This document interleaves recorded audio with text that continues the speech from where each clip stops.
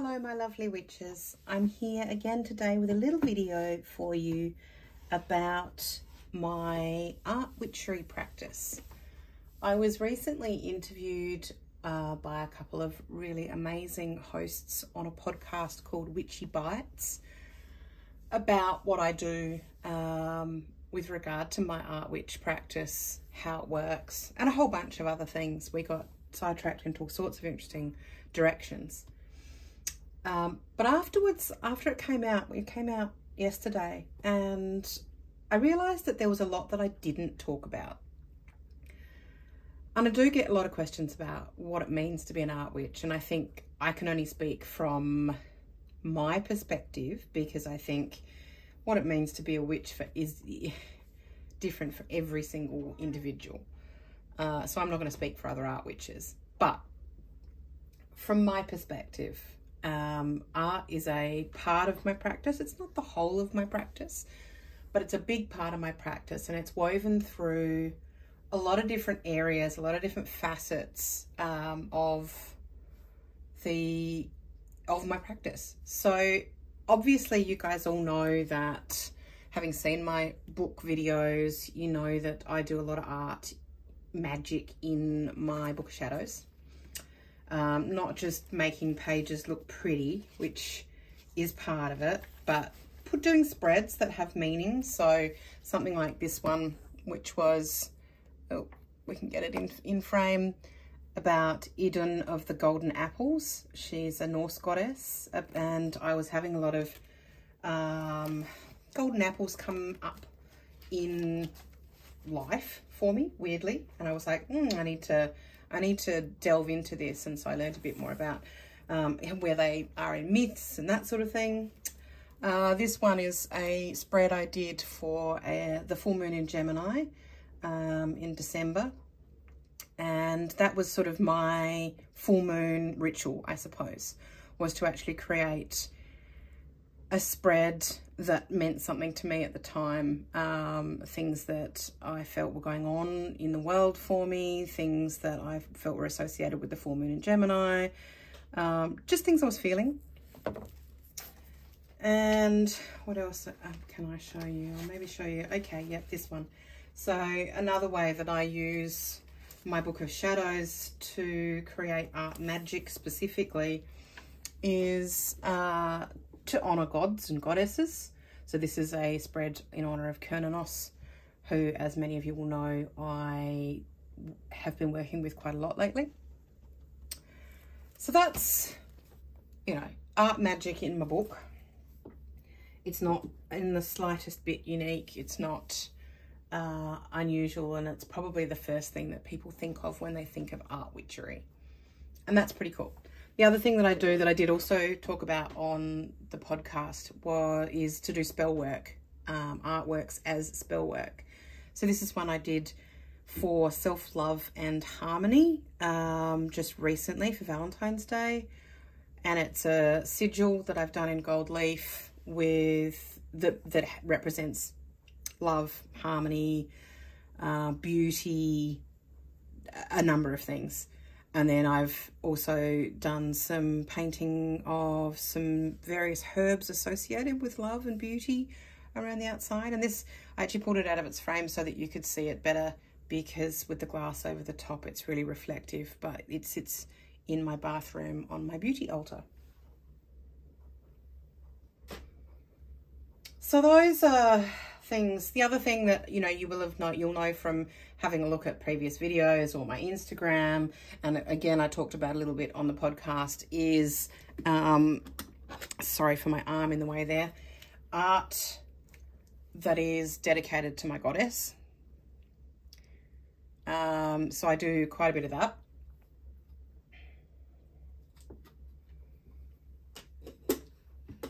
And I've done things like make poppets of my goddess to honor her.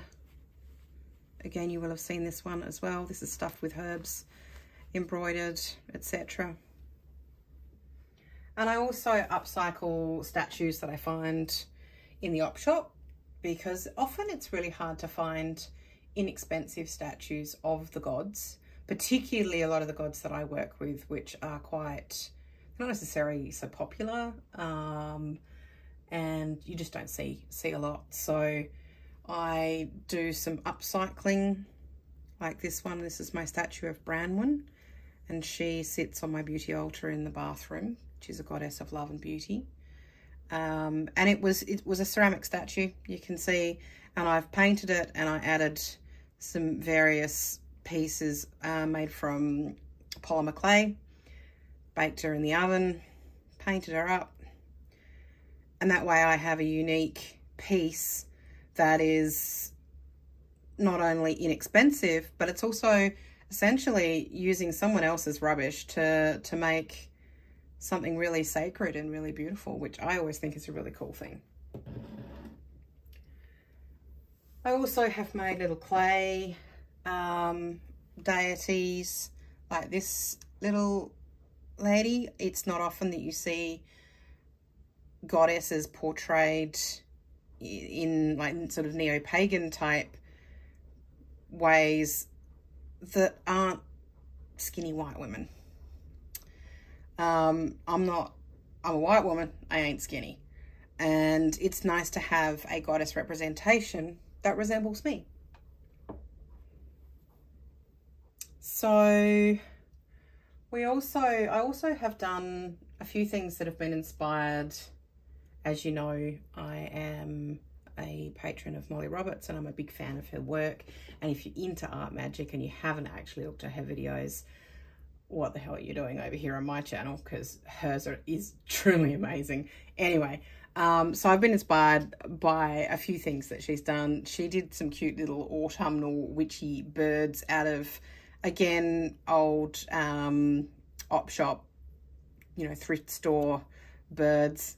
And I was like, had found this one in a bag of various bits and pieces. The op shop I go to often does bags of stuff for like $2 or $3, and you can sort of see what's in the bags because they are clear, but you know, you might sort of see one or two things and you're like, oh yeah, I really want that, and you get a whole lot of bits and pieces that are not necessarily things you want. But before I just go straight and donate them back, if they're things I don't want, I think of ways that I can use them, and this is a case in point, and I think she's gorgeous. Another sort of Molly inspired piece is this sprite, or nature sprite, nature spirit, that I created. She normally sits on the Kernos altar. I feel like they have a nice little synergy together, and she's made from a plastic bottle and some paper mache, and then just some bits and pieces, feathers and cardboard and faux flowers and paint, and, you know, she's a little nature sprite. She's pretty cute. So they are some fun things. Oh, actually, there's one more that was a Molly inspired piece, and that's this Bridget candle, tea light inside, that I made using a tutorial of hers that was on Patreon with some wax paper and some paint, and it makes, I'll light it so that you can see how pretty it is when it's lit.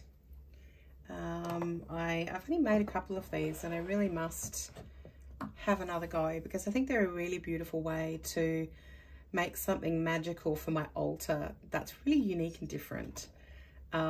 This has been made from just an old drinking glass that again came from the op shop, you know, 4 of them for $1. And yeah, it's quite a special piece now, and I think that, you know, you could make them for not just a deity, but you could make them for a particular purpose, like a spell for you know, bringing in healing, or, you know, attracting love or abundance into your life. So I definitely would like to do more of those because that was really fun. the next lot of little things that I'm going to show you, I'm just going to put a little trigger warning and say these are made from animal parts. They were all perfectly humane, but if that's a trigger for you, then you might not want to watch this next little bit. So yeah, turn away now. So I do use bones quite a bit in my practice. I make charms from them. Like this is a healing charm this is actually a turkey bone.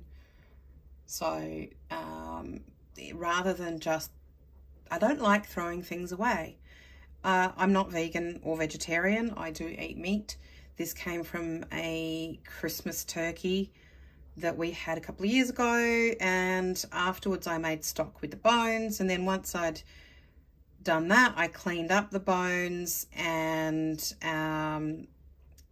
soaked them to get rid of any remaining stuff, sort of boiled them up to get rid of everything, and then I actually use those bones in my practice so that I'm really truly not wasting anything.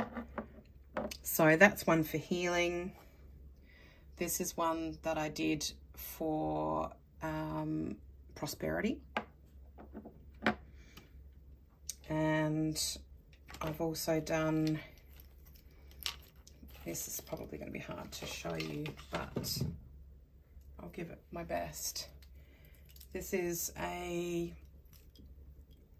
sort of hanging charm that I have for a whole lot of different reasons. Each feather and bone actually represents something different that I wanted to bring into my life, and it hangs in my hallway, or between my hallway and my kitchen.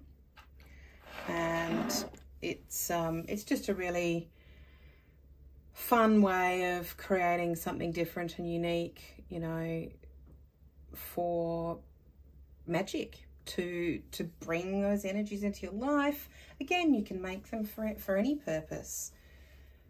This one, traditionally, as I understand it, in hoodoo and conjure, chicken's feet are used for protection.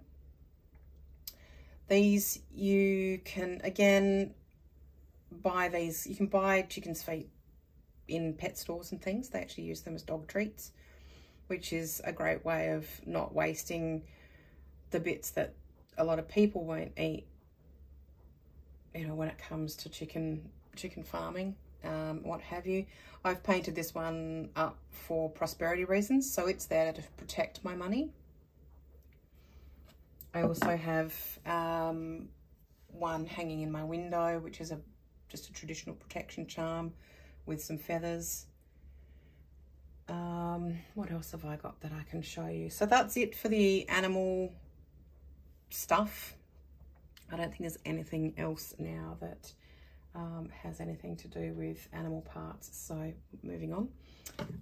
This is an offering dish that I found in the op shop, a wooden dish that I found in the op shop, which I've painted and added some crystals to, and I use that to place offerings or to sort of coral items together for a particular sort of purpose on my altar, or even just as a decorative item on my altar. It's okay to make your altars decorative, to have things on there that you are there purely because you like them. That's fine. I do that a lot. Altar crafting is a huge joy for me. So I'll use all sorts of things.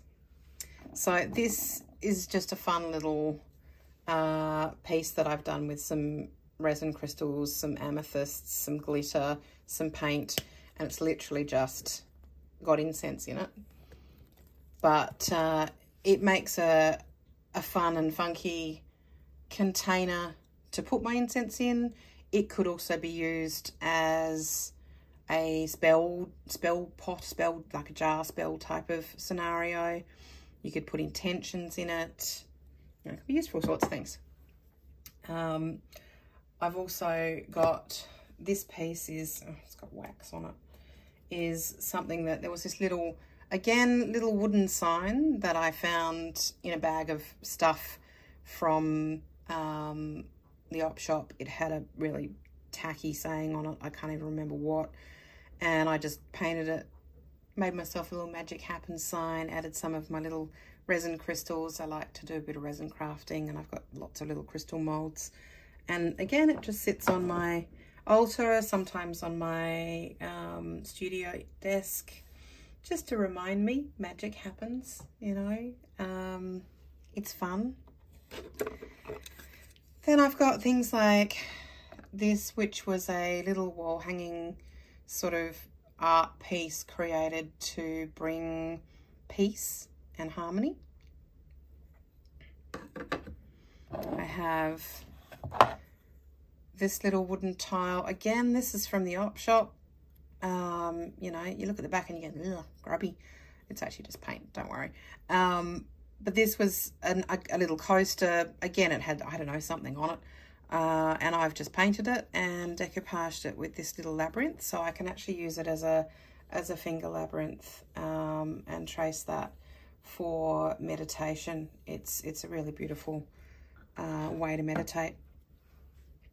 So there's those, and then I'm going to bring this one out. Making your own tools is a wonderful way to practice art witchery. This is a wand that I've made, and I've made it from a piece of a branch fallen from my ash tree, and it's a wand that I use for my prosperity work. So it's, I don't know, it's gonna focus. There we go. So you can see I've wired some crystals onto it, glued crystals in the end, and I've also added a bit of ribbon and a crystal to the other end as well. So, you know, making wands and chalices out of clay, or upcycling wine glasses, you know, there's a lot of things that you can make tools wise, including, look, this is a little air dry clay dish, offering dish that sits on my Kaliak altar, and I place offerings to her inside it. And it's, yeah, just made with clay and some ceramic paints. I'll just get some of these things out of the way so that we can look at some more stuff. I also like to make jewellery, and I've got some prayer beads that I've made out of crystals with some little charms, little spiral charms, in dedication of my goddess. So I use those again for meditation with her. I make, again, sorry for my arm in the way, you got a good view of my tattoo. I did not set myself up well here. I'm such not a professional YouTuber. Sorry guys. I'm crap. So other thing that I do, along with, you know, things like the Bridget candle that I created, because I do a lot of resin making, I make a lot of pieces for my altar. So this is a, you know, little lotus candle holder that's got a sort of autumnal feel, which was quite deliberate. I wanted to make something that brought in the energies of sort of late summer, early autumn. I also have, this is another little candle holder that I've filled with money rice and resin to create a little candle for my prosperity altar. Oh, I can't speak words today, honestly, so disorganized, aren't I? And I also, as resin pieces go, make things like this, which is this is actually a healing crystal that's got herbs. There's bay leaf, that's a piece of yarrow, there's some pink salt in there, some rosemary. So I make these sort of big generator crystals out of resin and herbs, imbue those with my magic, and I use them for just sitting on my altar to bring those particular energies in. Or if I'm doing a crystal grid, I will often do them as a central point to generate that energy. Or I'll place them in certain parts of the house, or, you know, I have prosperity ones on my prosperity altar. I have, you know, one for self-love on my beauty altar in the bathroom. So I love those, and I make small ones as well, but the big generators are the ones that make me smile the most. This is an interesting little item. It's actually,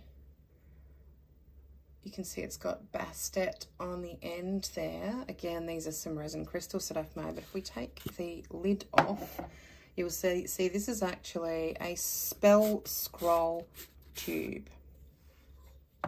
And I don't know if I'm going to be able to get this fully on screen, but this is another sort of, I guess, art witch spell that I've done. It's actually a prayer to Bast or Bastet, and I did this on this is on papyrus with some stamping and some watercolors and some gold pen.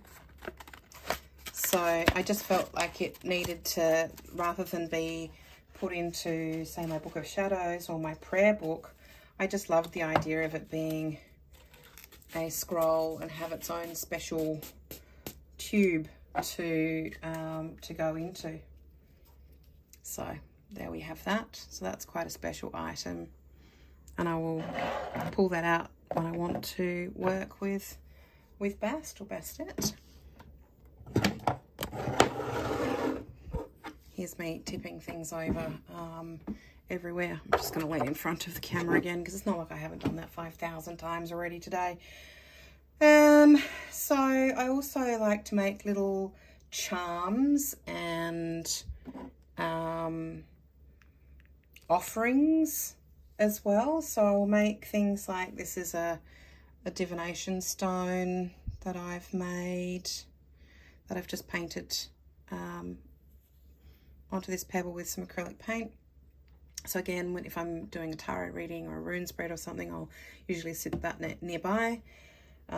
This is a little unicorn talisman to bring in those energies, sort of real magic and fun. This is talking about golden apples.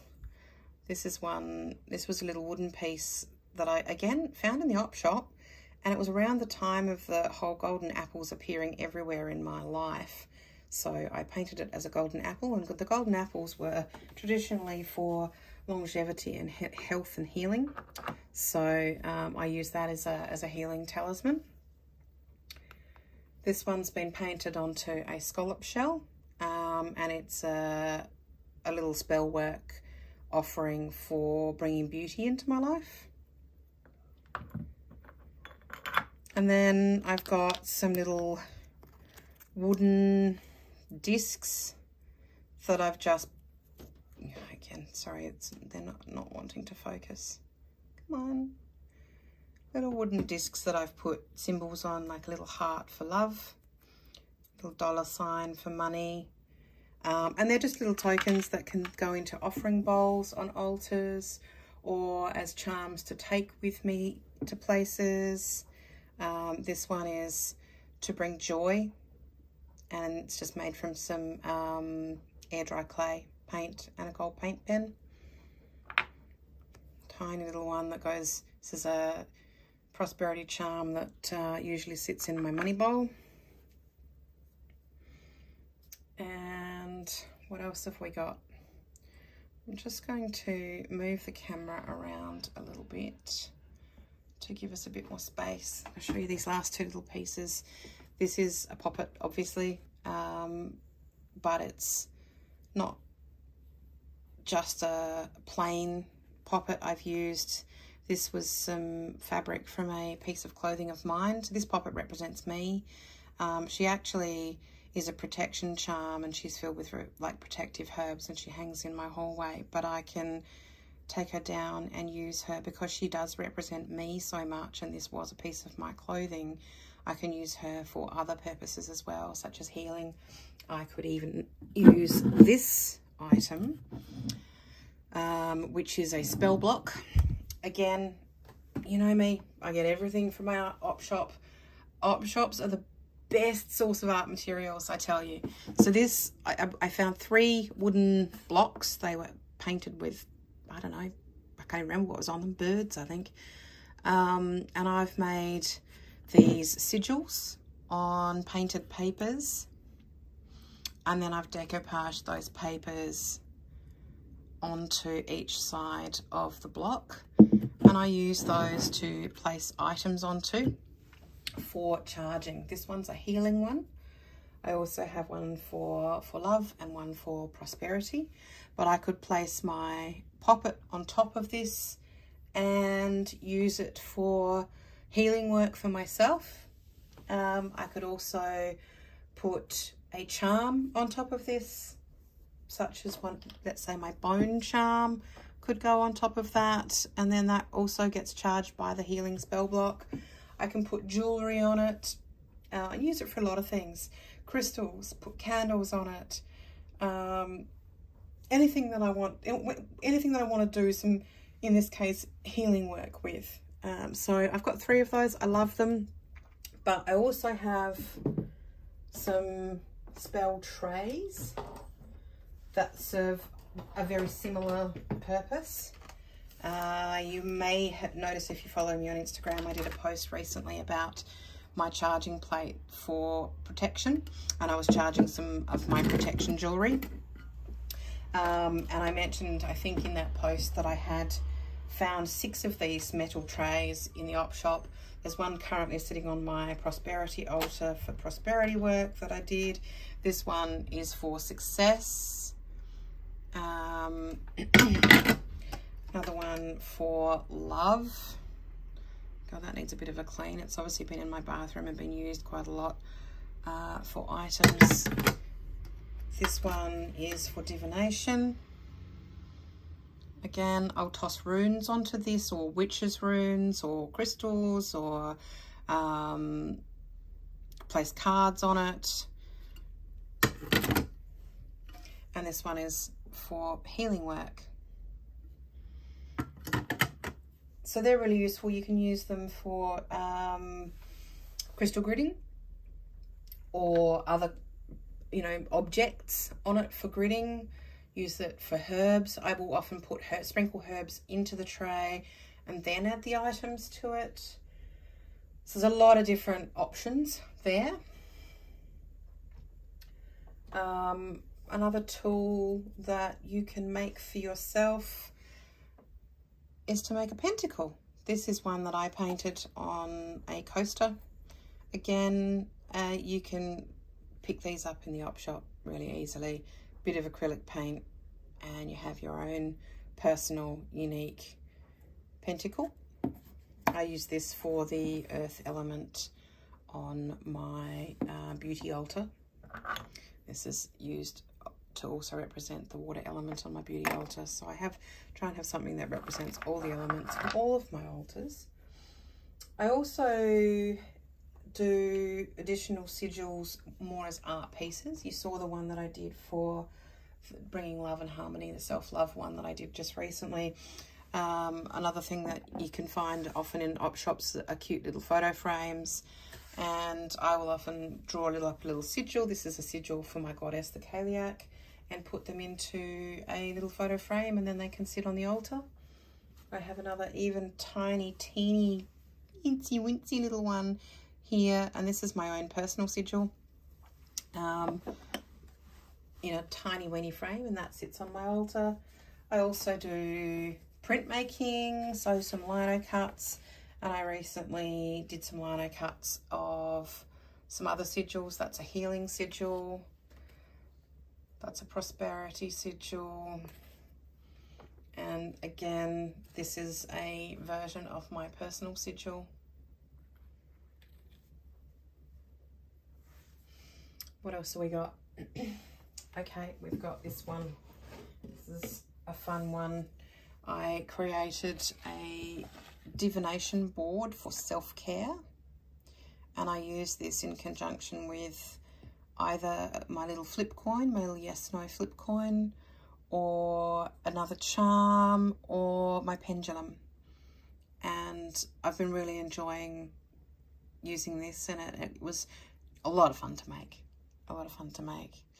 And I mean, as you can see, even though, yeah, okay, I do a lot of actual artwork, a lot of these items are not things that you need to be able to draw. You know, I know that not everyone is confident in their drawing abilities, and therefore they feel they can't create art because it won't look like someone else's. Don't worry about making it look like someone else's to start with, because that's just silly.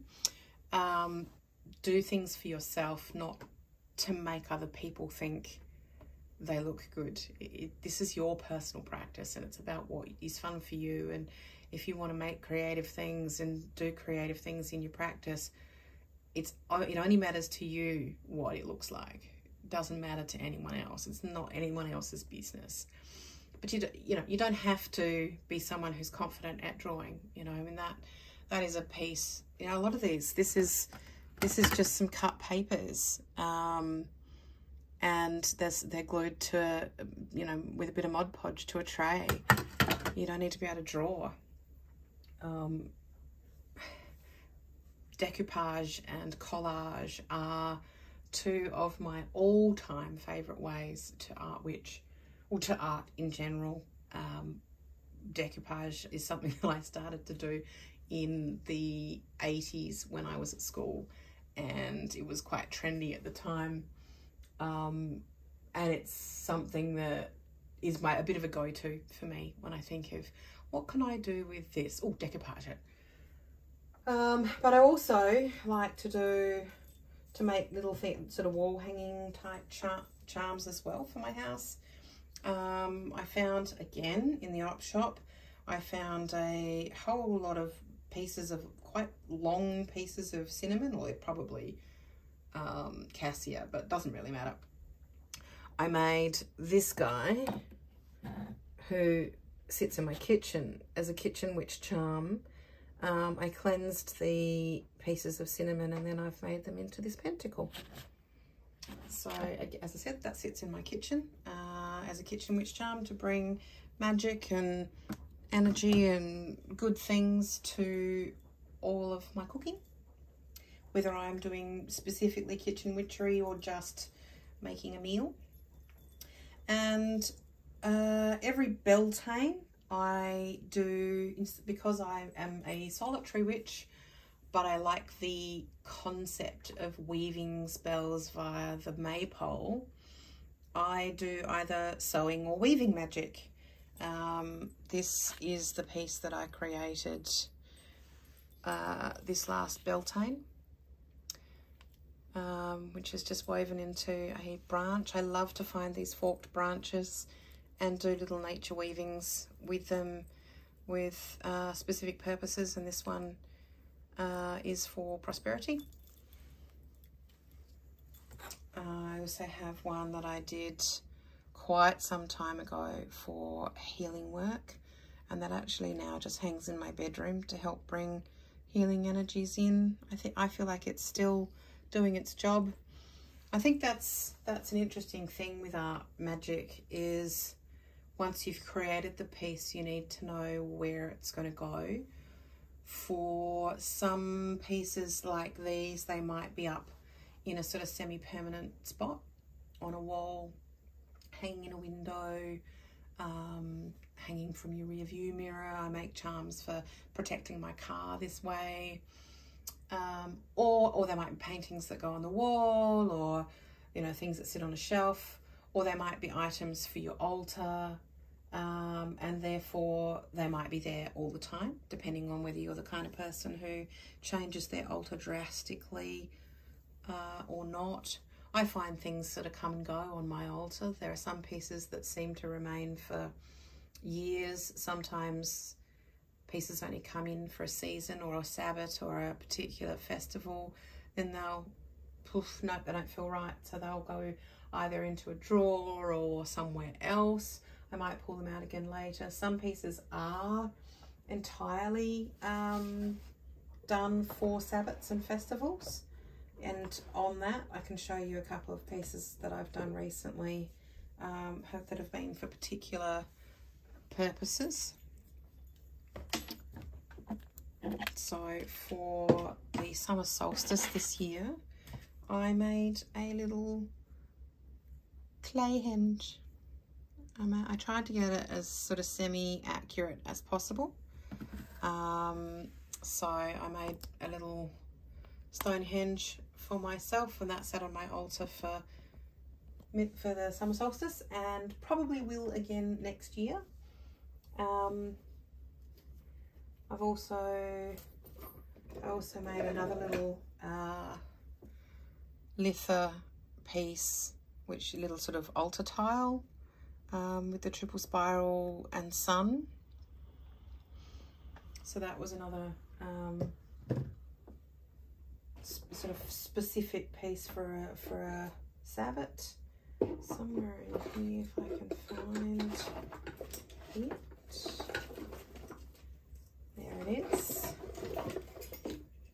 This little guy was for Ostara, and again, this was a op shop item that was a bit, I thought it was ugly.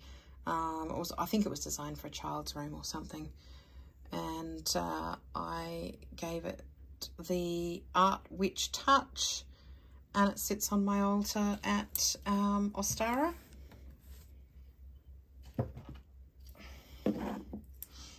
I've also done some egg decorating, Art Witch style, for Ostara as well.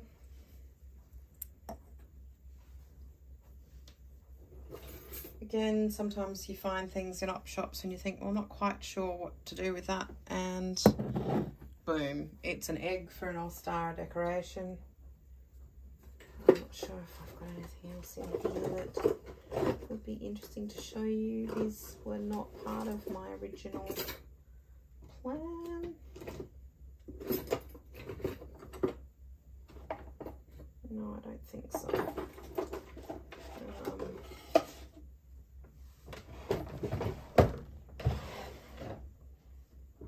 Well, some of you might have seen a couple of these items as well. So this is my smoke wafting fan for smoke cleansing. That's just made out of a bunch of feathers. Some I collected, some are obviously from the craft shop. It's made, they're all sort of glued and tied to this branch, and I just use that to waft smoke when I'm smoke cleansing. And as many of you may know, some of you probably don't, but I am a massive Harry Potter fan, and I like to consider some of the Harry Potter archetype, or some of the Harry Potter characters, as archetypes that I can bring in, you know, their energy, their vibe, in the case of someone like Minerva McGonagall, their strength and endurance. And I've made sort of these devotional candles for those purposes, so they will get used for certain spells. There's another one with my favourite, Professor Trelawney. I just love her so much. I know she's supposed to be a, you know, character of ridicule, but she's just awesome. I once did a BuzzFeed quiz that was, what percentage Professor Trelawney are you? And I did the quiz, and the answer for me was 100%. So there you have it. I'm 100% Professor Trelawney and proud. The last thing I think I'll show you is this tiny little painted fabric spell grid or crystal grid that has the Flower of Life on it. This was from a stencil, and I wanted to have a little Flower of Life sort of crystal grid, so this is from a piece of old sheet and some gold paint with a stencil, and ta-da, I can crystal grid to my heart's content, because it's amazing how expensive a lot of these items, should you go out and try and buy them, are. And I think there's a, you know, the witch aesthetic, the Instagrammable witch, all of this sort of stuff. I'm gonna get into a topic that was not what this video is about, but I just feel, I don't like the idea that anyone is feeling pressure to have all the things, all the beautiful things. that they have to rush out and, you know, spend huge amounts of money on all the items under the sun for their altar. No. I mean, if you have the means and it's something you want to do, I am not going to criticize you for it, because as anyone knows that follows me on Instagram, I'm a maximalist and I like all the stuff. But I also think that there's great power and a great pleasure can be had from making things for your practice, for your altar, whether they be decorative or whether they be more crafted for a specific intention or purpose. I have a bit of a mixture of both, I guess. Most things are crafted for a reason, but they're not necessarily a spell in and of themselves. So I just wanted to sort of put it out there. Op shops are an incredible source of material to make your own items, upcycle your own items for your altars. By all means, make them as beautiful as you want if that's your jam. It is mine.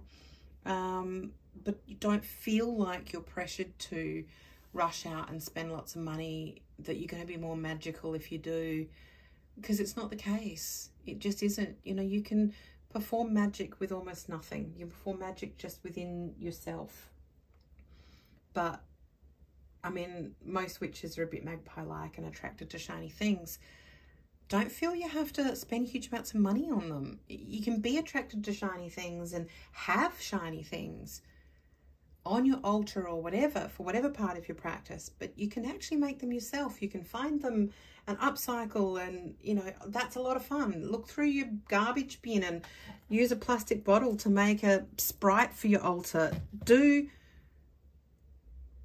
a little bit more thinking about it, and you'll find you create and have items that mean all the more. To me, that's the art witch, the core of the art witch. So this has been another really long video. It was a bit messy, and I'm sorry for, you know, being such an unprofessional YouTuber. I hope you enjoyed it. I hope this has given you some inspiration, or at least some insight into what the hell someone might be talking about when they say they're an art witch. And I will see you in the next video, guys. Bye.